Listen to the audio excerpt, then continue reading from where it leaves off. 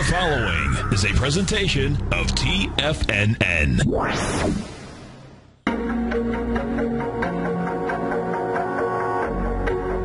Live at TFNN, the Bull Bear Binary Option Hour. Brought to you by Nadex.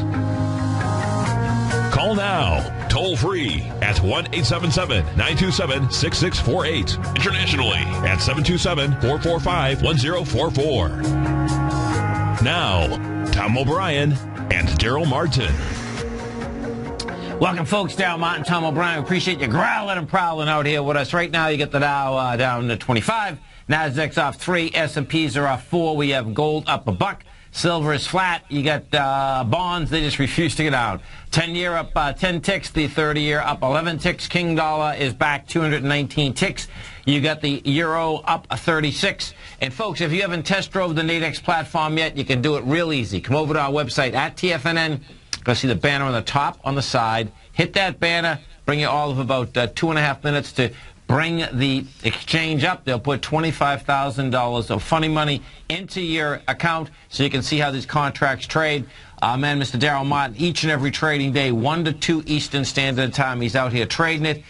You'll get to understand exactly how vibrant these contracts are. And bottom line is that when you have a market like this, which is nice and volatile, they're even more meaningful. Daryl Martin, what's going on? How's it going, man? Hey, happy birthday. Had a good birthday? I had an excellent birthday. Yeah, it was a lot of fun. That's a beautiful thing, man. Yeah. Well, listen, we got some volatility out here. One of our traders in the den, man, Jay in the den, he likes trading this Dow 30, okay? All right. So if we're looking at this Dow 30 right now, so if we bring this up first, folks, okay? And the one he's talking about is the 1670... 17,000, so at 4:15 this afternoon. When we look at that baby, so let's take a look at this 1 second, see how this shakes out. So that's saying, that could be right. Hold on, let me make sure he's got the right one here. 4:15, sell 45. $13 max gain, loss, $285 gain. Okay. Oh, let me look at this thing for a second. Okay, so I'm going to go look at the S&Ps first, just to see the correlation, not in the Dow between the S&P, but as to what the volume characteristic, what we're looking for out here, folks. So, ESU, and inside the NASDAQ, by the way, as we're doing this, folks, the biotechs are going to take the NASDAQ south again. Okay, so we get this E-mini. We're at 1944. Put this on a 2-day. Okay, so this is what we have. Let's see.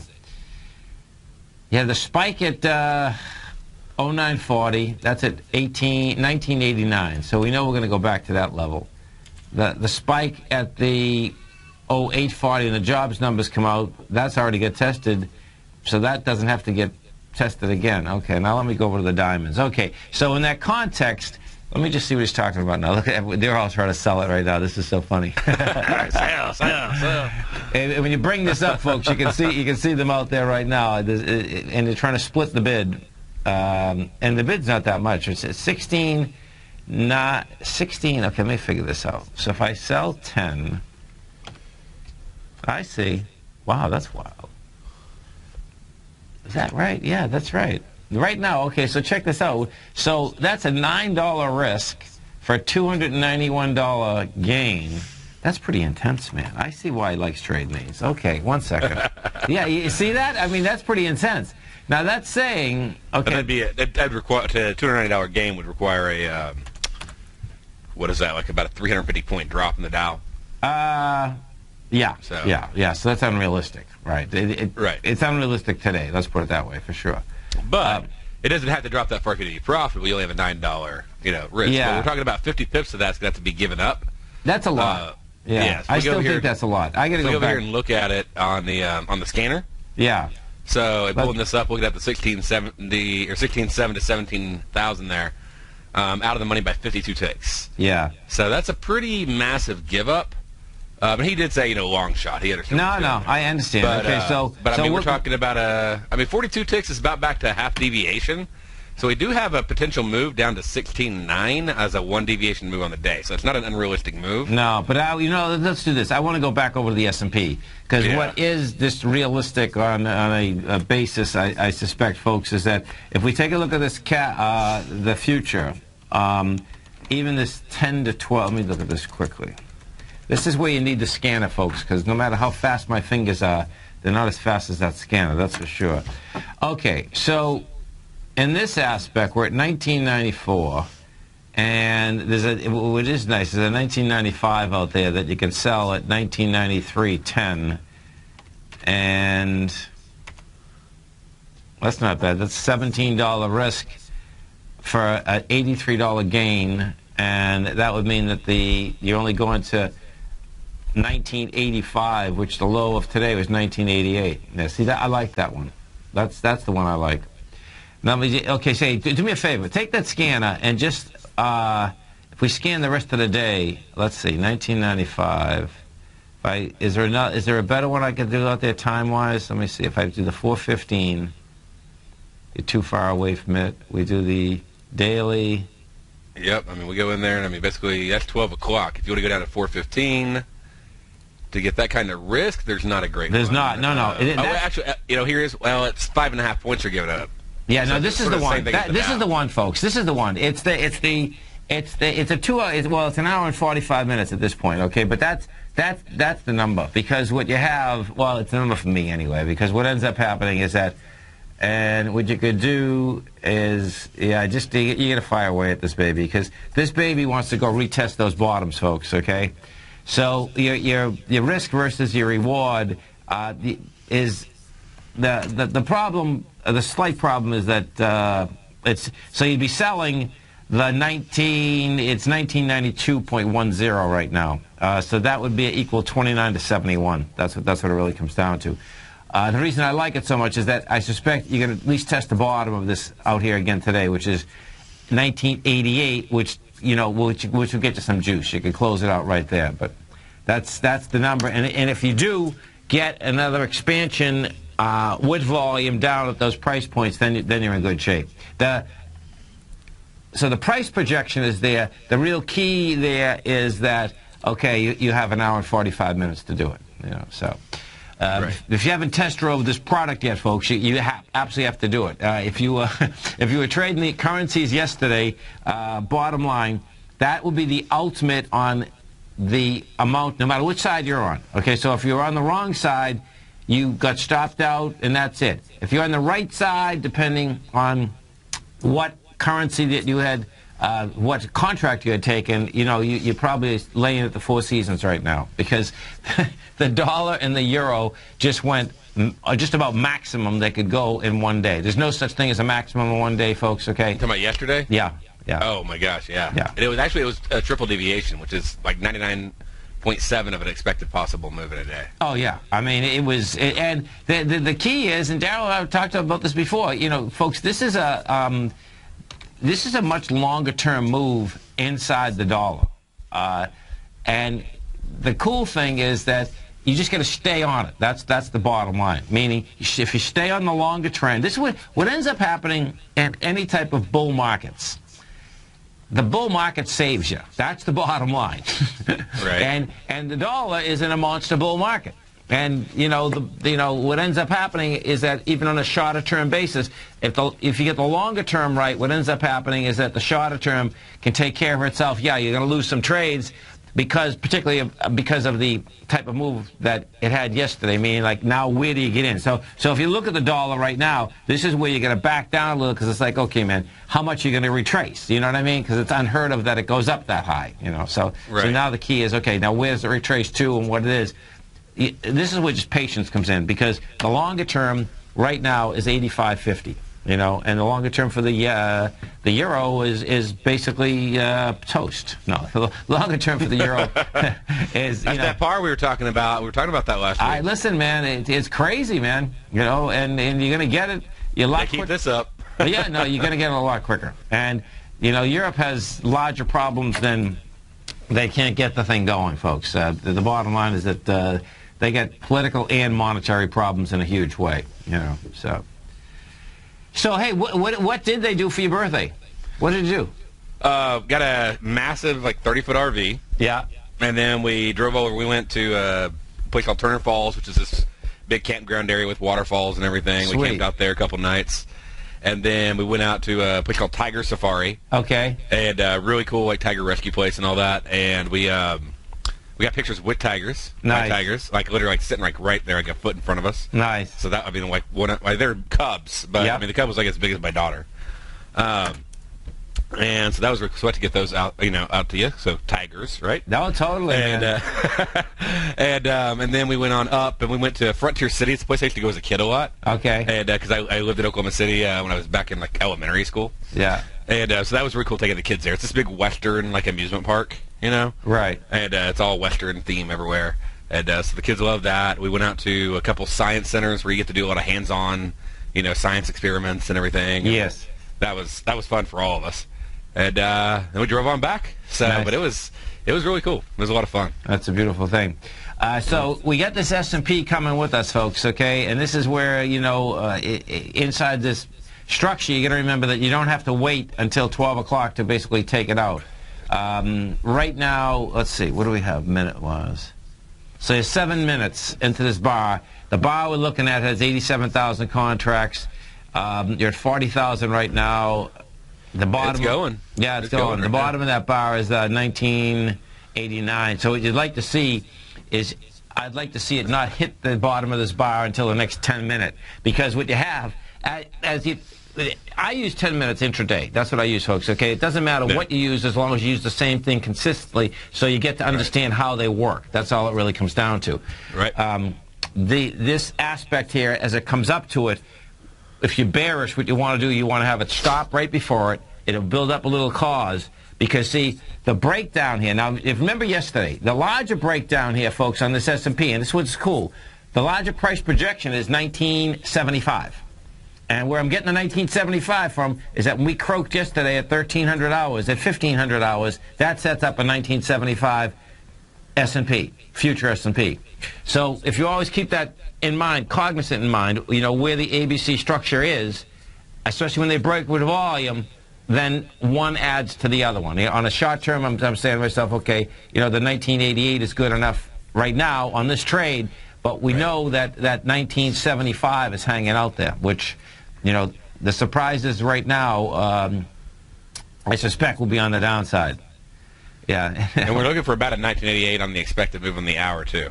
So that's right. Now, that's really cool, man. Yeah. It's right within expectations of the current hour move. Yeah. So. That's a beautiful thing. And if we go over here, now let's go over to the NASDAQ, because and this is a clue, folks, in the context of how markets like to move. The IBB, which took the NASDAQ south in an extraordinary way, is getting toasted and roasted again. And it's going very fast, by the way. You're down $4 right now, but some of these insider, Darryl and I will talk about it as soon as we come back. You stay right there. Dow right now is down 40, NASDAQ's off 11, S&Ps are off 7. We're going to bring it back. Welcome back, folks. Tom O'Brien, Darryl Mountain. We appreciate you growling and prowling with us out here. Right now, you get the Dow down 42, NASDAQ off 10, S&Ps are off 6.5. And we're looking at Darryl's analyzer with the deviation levels on it. This is pretty cool. I never saw the expected volume on that before. That you have it broken down now, Darryl, into the 5-minute, 10-minute, 15, and 60-minute. That's pretty cool, man. Yeah, so let's basically know how much volume there is and how much volume was expected for that period of the day. Okay, cool. And then also I know basically what the expected movement is on any given hour. And the movement, folks, well, they're both important. What I dig about the movement so dramatically is that when you do get fast movements, it's important that at either the top or the bottom of those that, hey, listen, man, you better start tightening up everything and taking some bread off the table. Because if we've learned anything over the course of years, nothing goes up forever, nothing goes down forever. That means they just bounce. That's, I've said a few different times. I remember one of the largest days I ever had in the marketplace, and this is pretty sick, folks, but it was a flat market. And this was during, the financial debacle, okay? Because what ended up happening is that it ended up going up and down about a couple hundred points a couple times during the day, and I was long and short. And I just kept taking it on both sides. And I stopped at 11 o'clock in the morning. And it was like, you got to be kidding me, man. And, and that was because you were just in the groove of that, okay, the moves were too quick. Do you know what I mean? I was just going off fib numbers at that point. It's like, okay, man, hold on, take it. Go on the other side, take it. It was like crazy, man. But it had to do with expectation moves and energy. It's just energy inside the marketplace, and you only can have so much energy, you know, so it's pretty wild, man. So explain to us the expected move parts, because this is really cool. Okay, the expected move basically looks at is for that specific time frame, like hour of the day. Okay. Yeah. For that day of the week. Yeah. For that specific instrument. And so it's literally going in and going, okay, from 11 to, you know, for 10 to 11, what is the expected move? Yes. And so I see the expected move is 7.5 points. Okay. Okay. Yeah. Right now we've reached 6 of the 7.5. Oh, that's cool, man. Okay. And so being a trader on Nadex, you know, when you're trading options, you not only have to be right about direction, or at least somewhat right, depending upon if you're, you know, what you're doing, but you also got to be right about how long it's going to take to get there. Exactly. And that's, you know, tough. So if you got it. Yeah. And so if I'm going to go in and go, well, I'm going to pick this, and it's this far, like let's say there's a big distance on it, yes, before I'm break even or, you know, whatever, then I need to look at what is my risk and what is my expected move before expiration. Right. And I can make this 1 hour, 2 hour, 4 hour, whatever I want. That's cool, man. And so it lets me go, is this even a, you know, do I even think that this is possible? And the real possibility that this will get there. Right. And so, you know, if my target's like 1980 and it expires at 11 o'clock, well, then that's going to be a problem. Yes. Right? So, but what I can see is, hey, the expected move is going to take me down to pretty much 1988 to the tick. I know. Okay? And so that's, now I went up a couple ticks also, right here, like right at the beginning. Yep. So I went up to 96.75 on the hour. And so we went up a few ticks. So I'll actually probably come within just a few ticks shy of that. Yes. Would be the expectation of 1988.75 is the expectation of where we'd actually hit as a low by 11 o'clock. The good thing is, if you can figure out what the expectation is for this hour, and if that plan works for you, and you have another hour, like we have till 12 o'clock, yes, then that obviously makes sense. You know, it's like, okay, well, right, hey, you know, not only do I think I could possibly get, you know, pretty close to that 1988 target, yeah, by 11 o'clock, but I have till 12 for it to get there. Yeah. So if it takes a little time, and it, like I said, doesn't just go straight down. If it oscillates a little bit on me, and let's say I hit 1989, which I pretty much did, and then it goes down and finishes, you know, last couple, you know, point or two for me to take my profit there. Yeah, and what we have right now, so if we do look at the S&P, folks, okay, let's see. Okay, so this is good. Okay, we haven't hit the bottom yet because you get 2 minutes on this bar, and the volume is lightening up a little. You know, so it's like, okay, man, you know, it's going to gather some more strength before it goes after that again. So we'll see how that shakes out.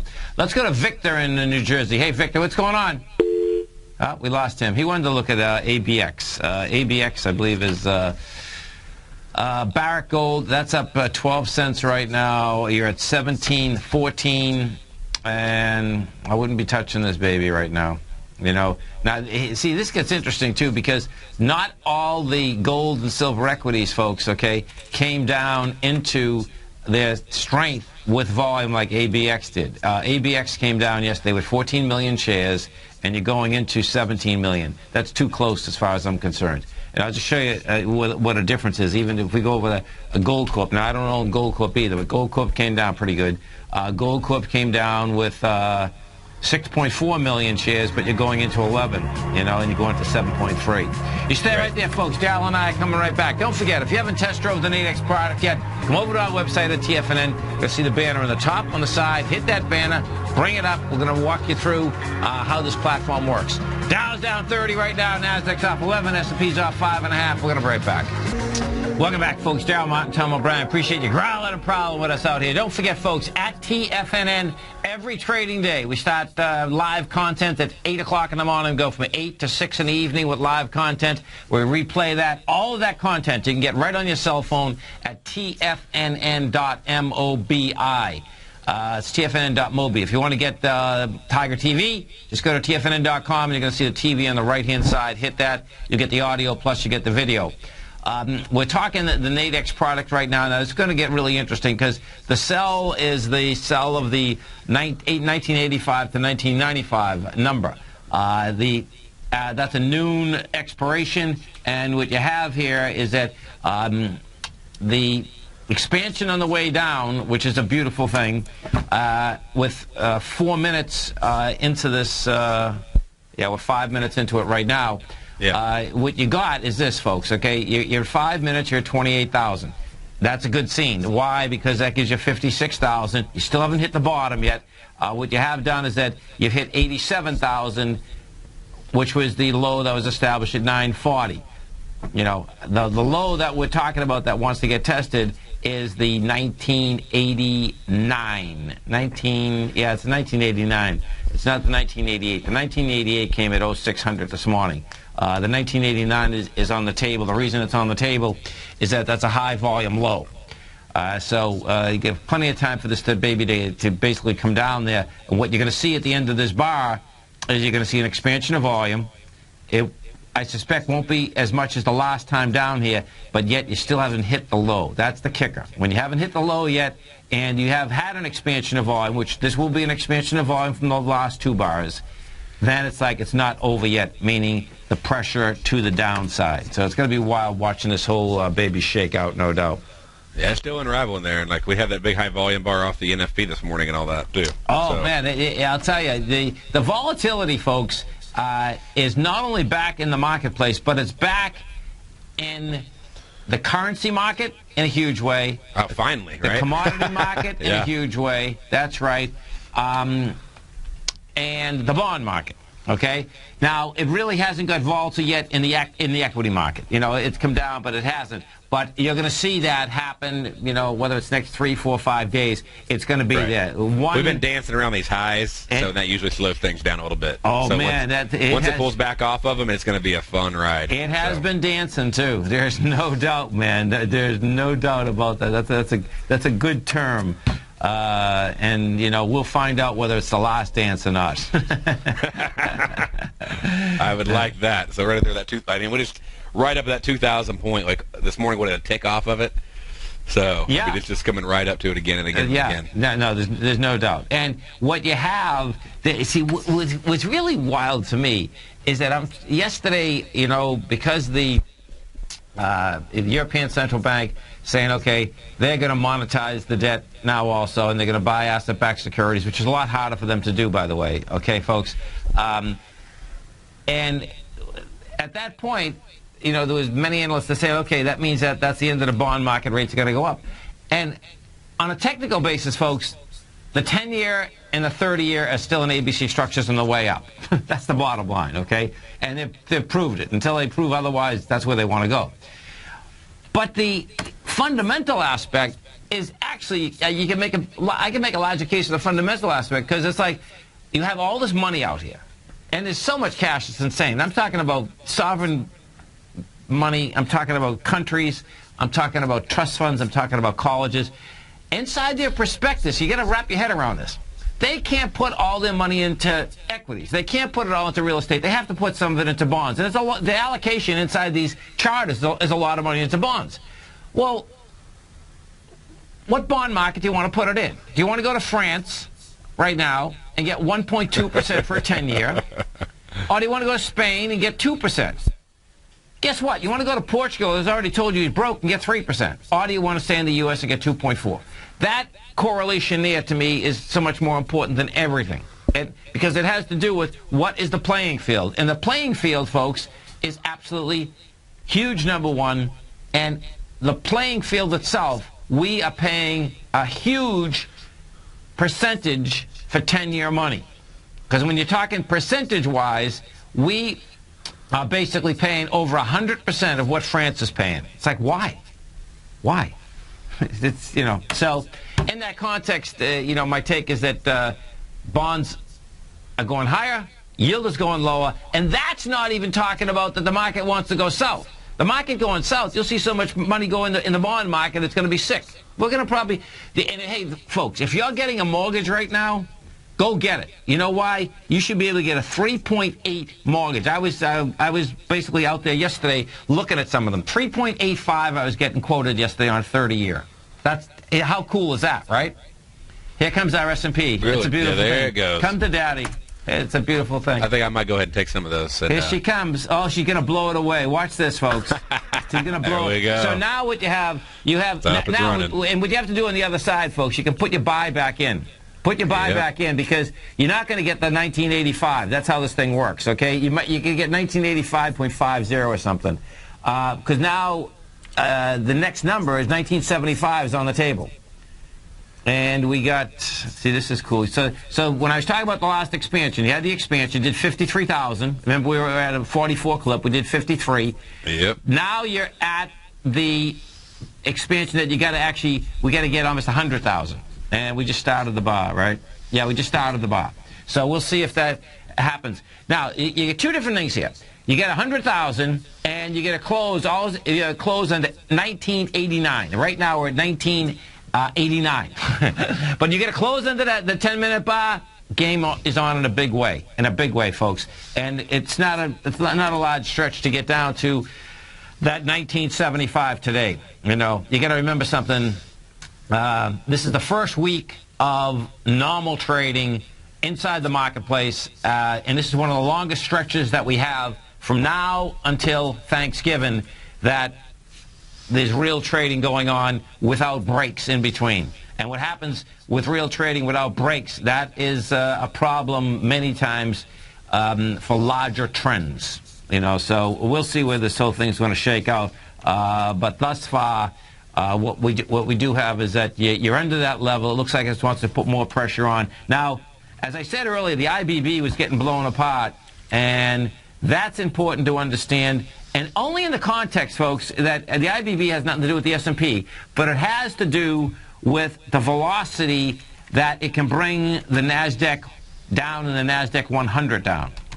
And that spooks people, because what ends up happening is that, so inside the NASDAQ 100 right now, you get Gilead is the largest mover. That's down $4. You got Biogen down $10.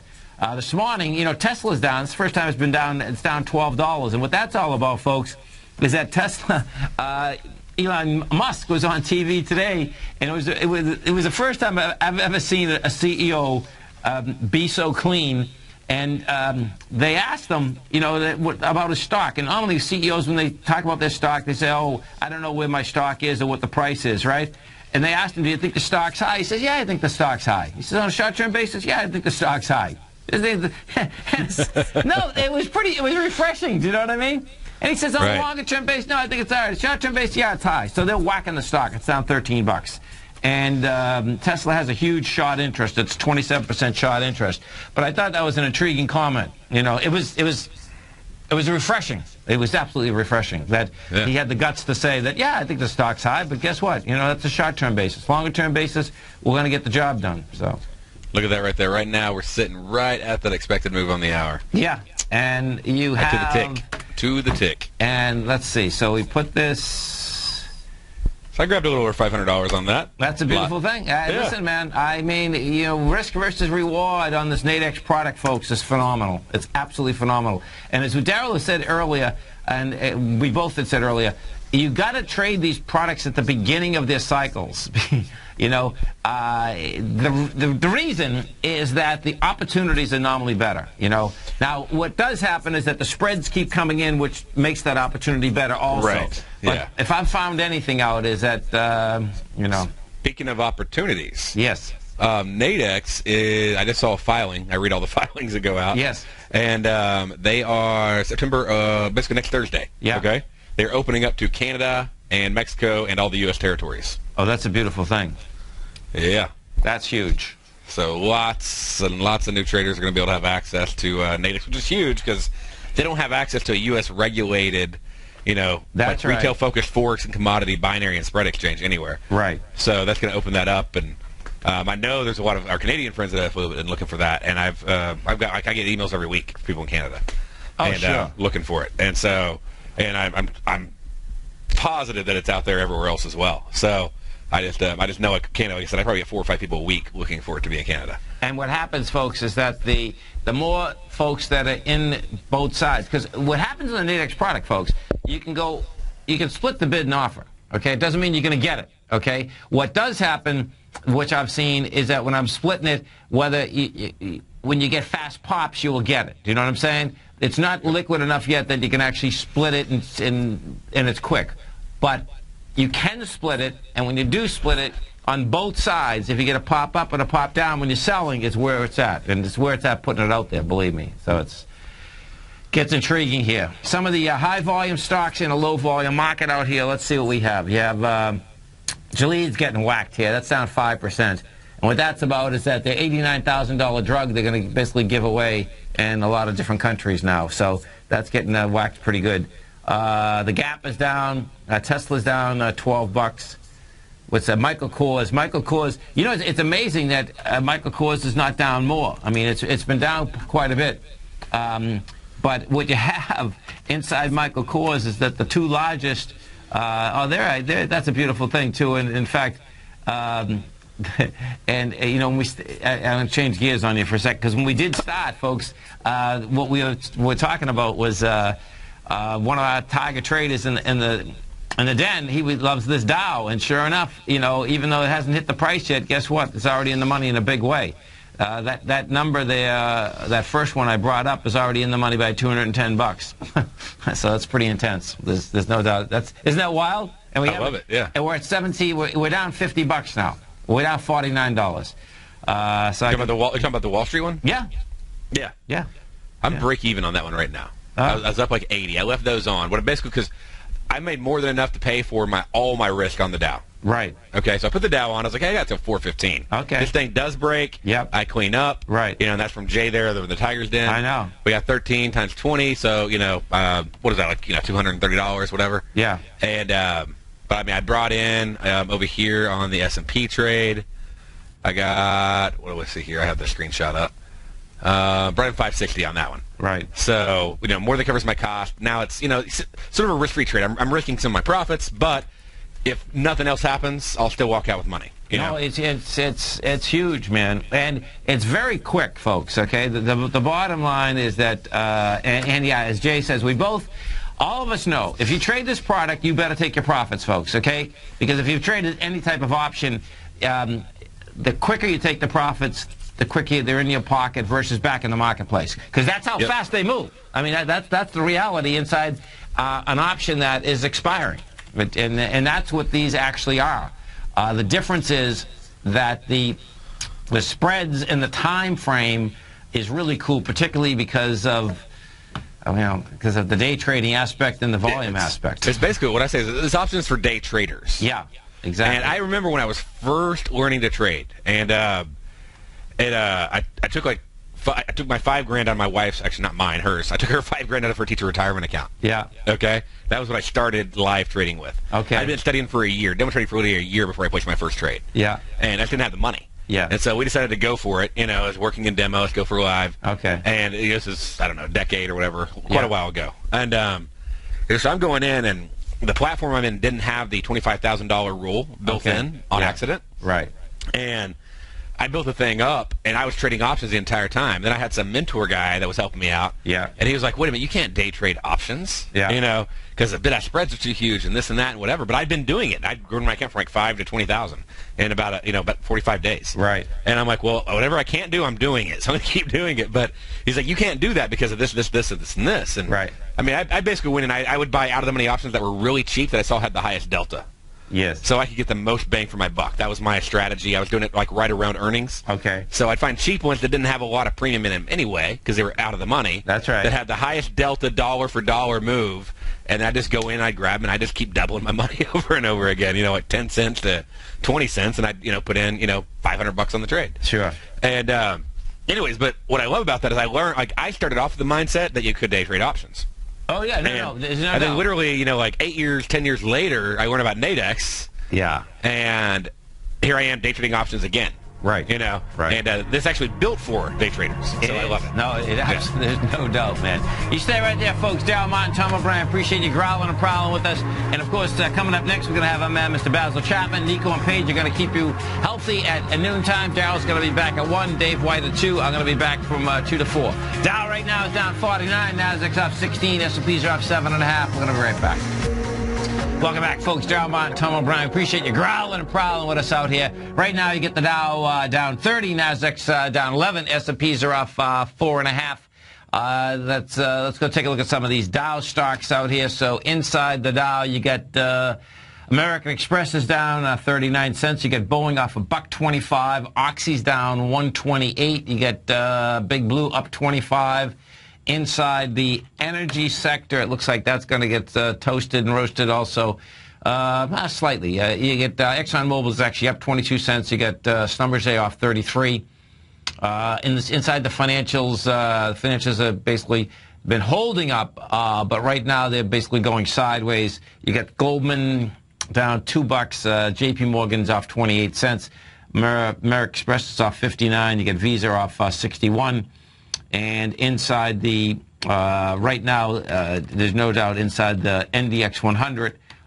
It is the biotech still that continue to keep selling pressure on that NDX 100. Gilead is the largest mover on the way down with Biogen right behind it.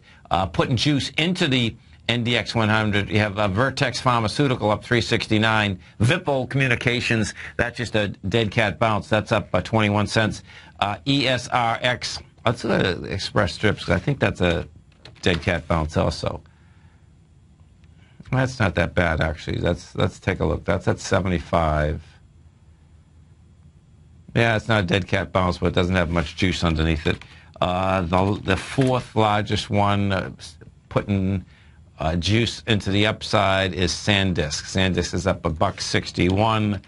And you talk about a volatility stock. That's a volatility stock, and that's definitely a dead cat bounce. That had gapped down from 110. That gapped down from 108 to 91 in like a heartbeat, folks. So, if we go back over to our S&Ps and take a look at how they are trading, what we have here is that she got down into the low of, let's see, I think it was the 19, did she hit? Yeah, she hit 1988.25. And what we had out here, this is awesome. What we had out here is that you had 59,000 contracts. Now, the way you do this, folks, so watch this. We get under the low, and we had volume, okay? But the volume you actually needed to stay under that low is 97,000 contracts. You get 57,000. Now what you do is this. You see the power that it has on the way up, and I can already tell the power on the way up, it doesn't have it. Why? Because we're 7 minutes into the deal, and we have 24,000 contracts. So what that says to you is that, guess what? Going to build some more cars. It's going to go after the lows again. You got to love it, man. Right? Yeah. Beautiful thing. It is a beautiful thing, man. Take it out of your mouth. What happens is this, folks, is that it is a beautiful thing. And what happens is that it's the aspect of how you're pushing on both sides, folks, okay? But when it's this clean, which they do get this clean, meaning that you have the aspect that you got under the low, couldn't hold price, not enough volume. Then you get above it, and you can see the contraction is so dramatic. And it's because, see, what you're also going against now, you're going against 87,000. And right now we're at 27,000, and it has all of 2 minutes left. So what that sets up, it can't bust them up again. It will go sideways for a bit, and then it will make the run after the lows again. And then what you would do, if you really want to wrap your head around, you can get in what is the number of the retracement. We appreciate you growling and prowling with us out here, folks. You stay right there. Our man Basil Chapman's coming up next. Daryl's going to be right back with you. Dave White, myself. And Nico and Paige at noon. Have a great one. Have a safe one. Daryl, thanks so much, man. Great show. Thank you. Y'all have a great one. Okay, man. Stay right there, folks. Our man Basil Chapman's coming right up.